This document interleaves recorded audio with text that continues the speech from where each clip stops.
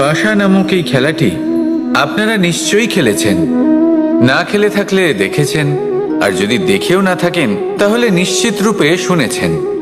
মহাভারতের এই মহাযুদ্ধ কোথাও না কোথাও এই পাশা নামক খেলার কারণে হয়েছিল। পাশার এই বিচিত্র খেলা, দান, এইসবের কারণে কেউ নিজের মাথায় রাজ মুকুট পরিধান করেছিলেন, আবার সেখানে পরাজিত হওয়ার জন্য কাউকে বনবাসও ভোগ করতে হয়েছিল। কিন্তু এই খেলা সমাপ্ত হওয়ার পরে সমস্ত ঘুঁটি আর এই পাশার ছক একই পুটলিতে স্থান পেল। এটাই হলো আমাদের জীবন।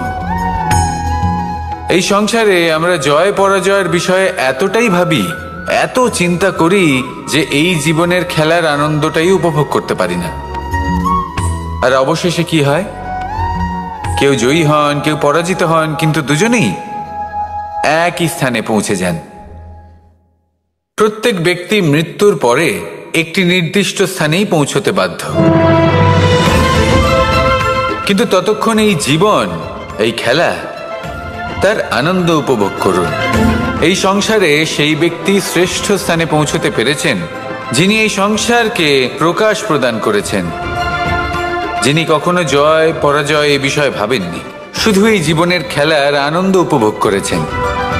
এটাই আপনিও করুন আর আমার সাথে ভালোবেসে বলুন, রাধা রাধা। পরিবর্তন, এটা হলো সৃষ্টির অমূল্য নিয়ম। এই সংসারে সবকিছু সময়ান্তরে পরিবর্তিত হয়, এই সময়ও পরিবর্তিত হয়। পরিবর্তন চিরকাল হয়ে এসেছে আর চিরকাল হতে থাকবে, কিন্তু এবার আমরা সেই পরিবর্তন কিভাবে লাভ করব যেটা আমাদের প্রয়োজন, যেটা আমরা চাই। আমরা জীবনে বিকাশ চাই। এই বিকাশ কিভাবে লাভ করতে পারি? এই প্রকৃতি কিন্তু আমাদের অত্যন্ত উত্তম উদাহরণ দিয়ে বুঝিয়েছে। একটি বিন্দুর উদাহরণ দিয়েছে যা ভবিষ্যতে একটা বিশাল নদীর আকার ধারণ করে। এটা কিভাবে হয়? মেঘ থেকে একটি বিন্দু ঝরে পড়ে সেই পর্বতের ওপর যেখানে হিম আছে। সেই হিমের সংস্পর্শে আসা মাত্র সেই বিন্দুর সাথে আরো বেশ কিছু বিন্দু যুক্ত হয়, তারপর তারা অগ্রসর হয়, আরো কিছু বিন্দু যুক্ত হয়, আস্তে আস্তে একটা ক্ষীণ ধারার রূপ ধারণ করে, এবং সেটাই ভবিষ্যতে আরো এগোতে থাকে। অনেকটা যাওয়ার পর যখন অনেক সংখ্যক বিন্দু একসাথে যুক্ত হয়, তখন সেটা বিশাল নদীর আকার ধারণ করে। এবার আমরা মানুষ বলে আমাদের সাথে এই নিয়মের অন্যথা হয় তা নয়। আমরাও এই প্রকৃতির অংশ, আমাদের ক্ষেত্রেও একই নিয়ম প্রযোজ্য। যখন পরিশ্রম করে অনেক সংখ্যক বিন্দু আমরা একত্রিত করব, তখনই পরিবর্তনের নদী প্রবাহিত হবে। প্রয়োজন হলো নিরন্তর পরিশ্রম করা এবং ধৈর্য ধরা। এটা করতে থাকুন, জীবনে সব কিছু লাভ করতে পারবেন। কারণ প্রকৃতি আমাদের এটাই শিখিয়েছে, আর আমরা এই ব্রহ্মরই একটি অংশ, যার দ্বারা এই ব্রহ্মাণ্ড নির্মিত। আসুন আমার সাথে ভালোবেসে বলুন, রাধা রাধা।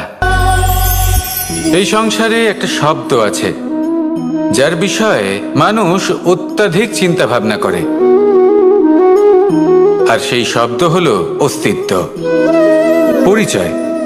প্রত্যেক ব্যক্তি এই সংসারে নিজের অস্তিত্ব গড়তে চায়, আর ছোট থেকে এটাই হয়।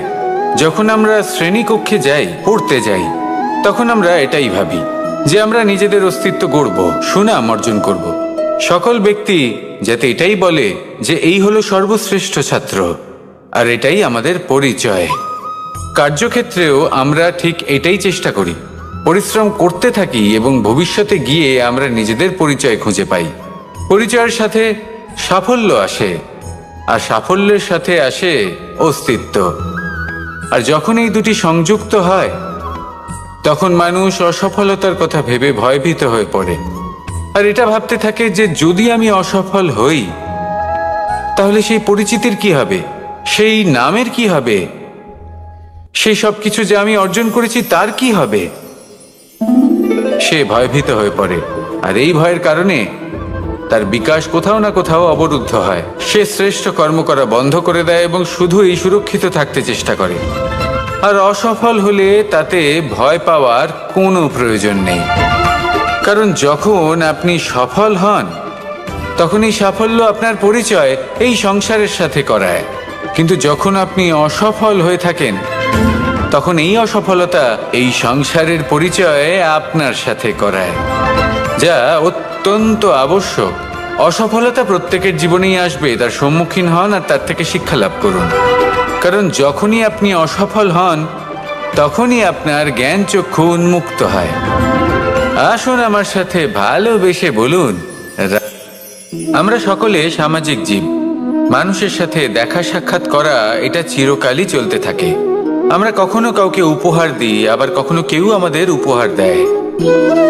কখনো কি এমন হয়েছে যে আপনি কাউকে একটা উপহার দিয়েছেন, কিছু সময় পরে বা কিছু মাস পরে সেই উপহারই ঘুরে ফিরে আপনার কাছেই এসেছে, অর্থাৎ সেই বস্তুটাই আপনার কাছে আবার ফিরে এলো? এরকম হয়। ছেলেবেলায় একদিন একজনের বিবাহ ছিল, তখন মা তাকে একটা উপহার দিতে চাইছিলেন।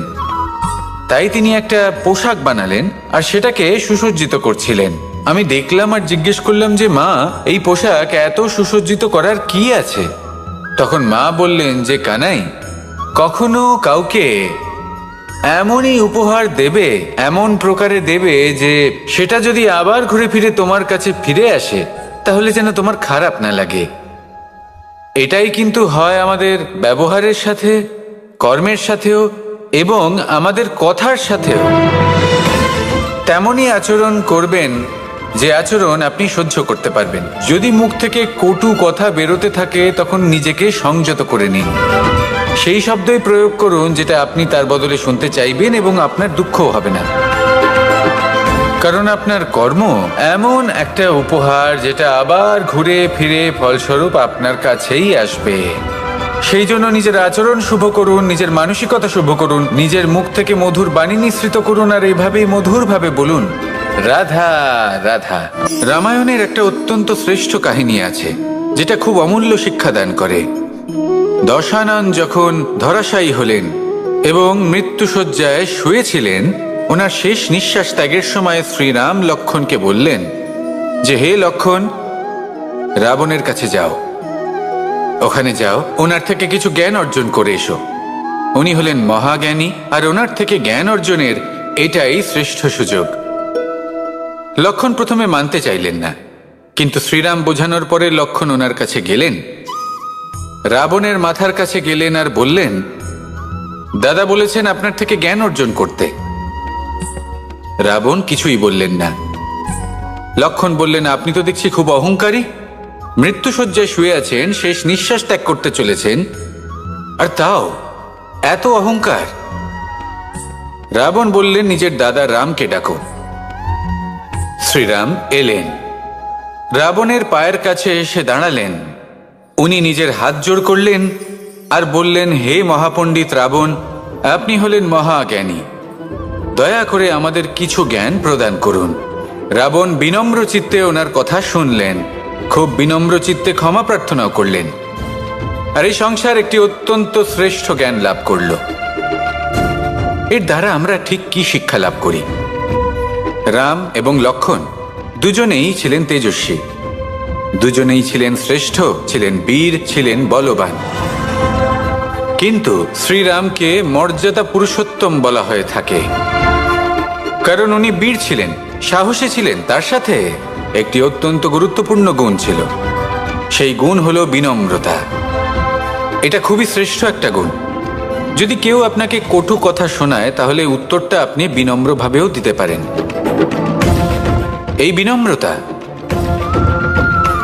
এমন এক আবেগ যেটা দেখে মনে হবে কোমল, কিন্তু এটা ততটাই প্রবল অস্ত্র। এমন একটা অস্ত্র যা সকলকে নিরস্ত্র করে দিতে পারে। যদি আপনি সাহসী হন এবং বিনম্র হন, তাহলে আপনি বিজয়ী হবেন। যদি আপনি জ্ঞানী হন এবং বিনম্র হন, তাহলে আপনি অবশ্যই মহাজ্ঞানী হয়ে উঠবেন। তাই নিজের মনে বিনম্রতা ধরে রাখুন আর ভালোবেসে বলুন, রাধা রাধা। কখনো এই প্রকৃতির দিকে তাকিয়ে থাকবেন। এই প্রকৃতি অনেক ধরনের শিক্ষা দেয়। কোনো একটা গাছকে দেখুন, কিভাবে সে মাটি থেকে জল শুষে নেয়। সে ঝড় হোক বাহক কড়া রোদ সব সহ্য করে এবং অবশেষে সে ফল ধারণ করে। আর সেই ফল উৎপন্ন করার পরে সে ফল কিন্তু সে নিজে গ্রহণ করে না, এই সংসারকে প্রদান করে, যাতে পশু পাখি মানুষ তারা এই ফল গ্রহণ করে শক্তিশালী হয়ে উঠতে পারে, সুস্থ থাকতে পারে। সেভাবেই নদী, সরোবর এরা নিজেরাও কিন্তু নিজেদের জল গ্রহণ করে না, মাটিকে প্রদান করে, পশু পাখিকে প্রদান করে। সূর্য নিজেও নিজের জন্য প্রজ্বলিত হয় না, সে প্রকাশ ছড়িয়ে দিতে চায় আমাদের সবার কাছে, সে আলো পৌঁছে দিতে চায়। এই প্রত্যেকের কর্মে পরমার্থ নিহিত আছে, আর সেই জন্যই এদের সকলকে পুজো করা হয়। তাই মনে রাখবেন, আপনার কাছে জীবন যাপনের অতিরিক্ত যা কিছুই আছে তা পরমার্থের জন্য। তাহলে তার সদ্ব্যবহার করুন আর আমার সাথে ভালোবেসে বলুন, রাধা রাধা। মোহ, কারোর প্রেমের মোহ, কারোর সঙ্গলাভের মোহ, কোনো বন্ধনের মোহ, কখনো বা ধনের মোহ, ঐশ্বর্যের মোহ। যদি আপনার মধ্যে এই মোহবোধ জাগ্রত হয় তাহলে আপনার বিনাশ সুনিশ্চিত। যেমন কোনো বিশেষ ব্যক্তির প্রতি যদি আপনার মনে মোহ জাগ্রত হয়ে যায়, তাহলে আপনি চাইবেন সেই ব্যক্তি আমার কাছেই থাকুক, আমার পাশেই থাকুক, শুধুই যেন আমার হয়ে থাকুক। আর শুধু এই কারণেই কোথাও না কোথাও সেই ব্যক্তিকে আপনি তার প্রিয়জনের থেকে দূরে করে দিচ্ছেন। তারপর দুঃখ আসে, নিরাশা আসে, কারণ স্বাধীনতা সেই অনুভূতি যেটা সবার প্রিয়, আর সেই অনুভূতিটাই আপনি তার থেকে কেড়ে নিচ্ছেন। এভাবেই মোহ নিশ্চিত রূপে আপনার শত্রু হয়ে যাবে। কিন্তু যদি আপনার মোহ থাকে নিজের মাতৃভূমির প্রতি, তার সম্মানের প্রতি, তাহলে আপনি একজন প্রবল রক্ষক হয়ে উঠবেন।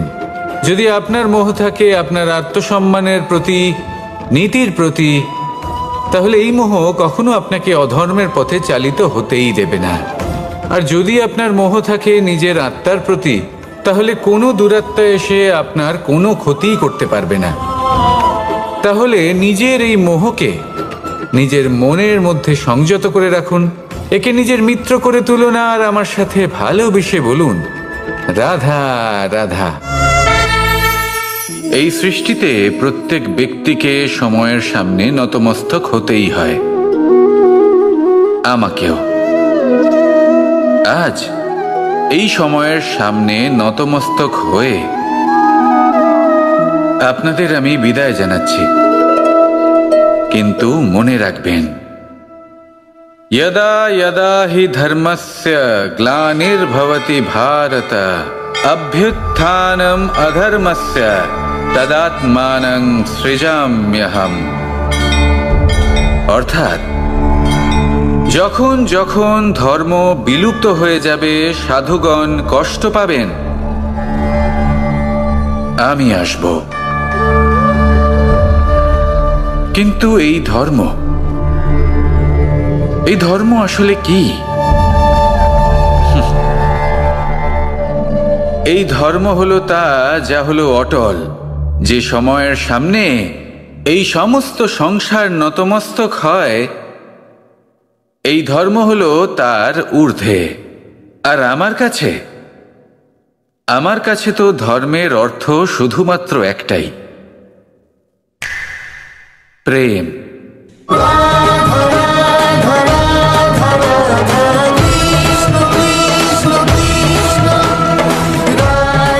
প্রেমই হলো ধর্ম, প্রেমই হলো অর্থ, প্রেমই হলো কামনা, প্রেমই হলো মোক্ষ। এই প্রেম হলো সৎ, এ হলো সনাতন। এই প্রেম নশ্বর নয়। আর সেই জন্যই যখনই এই প্রেম বিলুপ্ত হবে আমরা আসব। চলে গেলেও আপনাদের সাথেই থাকব, কারণ রাধা এবং কৃষ্ণ শুধু নারী পুরুষ নয়, ওনারা প্রেমের প্রতীক। প্রেম শুধু দুজন প্রেমীর মধ্যে হয় না, প্রেম তো সর্বব্যাপী। আর যখনই এই প্রেমকে খুঁজবেন, এই প্রেমকে খুঁজে পাবেন। কখনো মাতা পিতার মধ্যে, কখনো ভাই বন্ধুদের মধ্যে, কখনো মিত্রদের মাঝে বা প্রকৃতি বা জীবের মাঝে, কখনো এই মাতৃভূমির মাঝে, আর কখনো দরিদ্র সেবার মাঝে। যখনই এই প্রেমকে খুঁজবেন, কোনো না কোনো রূপে এই প্রেম নিজে পথ হেঁটে আপনার কাছে অবশ্যই আসবে। শুধু নিজের চোখ বন্ধ করুন, আমাদের সাথে আসুন, আর ভালোবেসে বল। স্বভাব, মানুষের এই স্বভাব কিন্তু খুব গুরুত্বপূর্ণ বিষয়। এটাই নির্ধারিত করে দেয় যে সংসার তাকে ভালোবাসবে নাকি ঘৃণা করবে। এটাই নির্ধারিত করে দেয় যে তার আপনজন মানে তার প্রিয়জন তার সাথে থাকবে নাকি তার থেকে দূরে চলে যাবে। এবার স্বভাব কেমন হওয়া উচিত? কিছু মানুষ বলবেন যে স্বভাব চন্দ্রমার মতো হওয়া উচিত, অত্যন্ত সুন্দর এবং শীতল। কিন্তু চন্দ্রমা নিজেও তো সূর্যের কাছে নিজের প্রকাশের জন্য ঋণী। সূর্যের মতো হয়ে উঠুন। এই সূর্য যখন উদিত হয় তখন শান্ত থাকে, তারপর সারা দিন নিজে প্রজ্বলিত হয় এবং এই সংসারকে প্রকাশ প্রদান করে, যাতে এই সংসার নিজের কর্ম করতে পারে। আর যখন এই সূর্য অস্ত যায় তখনও কোনো কোলাহল করে না, শান্তভাবে অস্ত হয়। সূর্যাস্তের সময় পরিবেশ শান্ত থাকে, সমস্ত পশু পাখি আনন্দে থাকে। সূর্য যখন অস্ত হয় তখন এই আশা নিয়ে অস্ত হয় যে পরের দিন সে আবার উদিত হবে, আর অস্ত হওয়ার পরেও সে চন্দ্রমাকে নিজের প্রকাশ প্রদান করে। যদি আপনিও নিজের উত্থানের সময় অহংকার না করেন এবং নিজের পতনের সময় দুঃখী না হন, আর জীবনে অন্ধকার ঘনিয়ে আসার পরও আপনি অন্যদের সাহায্য করেন, তাহলে সূর্যের মতো আপনি আবার উদিত হবেন, এই সংসারকে প্রকাশ প্রদান করতে পারবেন, সাফল্য লাভ করতে পারবেন। আসুন আমার সাথে ভালোবেসে বলুন, রাধা রাধা। সাফল্য, আমরা সবাই জীবনে সাফল্য লাভ করতে চাই। প্রত্যেক ব্যক্তি এটা চান যে নিজের কর্মক্ষেত্রে তিনি যেন সর্বশ্রেষ্ঠ হয়ে থাকেন। এবার আমাদের মধ্যে কেউ এটা মানুক বা না মানুক, আমরা সবাই এটা জানি। কোথাও না কোথাও নিজেদের মনে মনে আমরা এটা জানি যে আমরা সম্পূর্ণ নই, আর আমরা সবাই পূর্ণতা লাভ করতে চেষ্টা করি। এবার পূর্ণতা প্রাপ্তির এই যাত্রায় সাফল্য কিভাবে লাভ করা সম্ভব? কেউ বলবে নিরন্তর পরিশ্রম করতে থাকো, দৃঢ় নিষ্ঠার সাথে অগ্রসর হও, সাফল্য অবশ্যই লাভ করবে। হ্যাঁ, এটা সত্যি কথা, কিন্তু এই সব কিছু করার আগে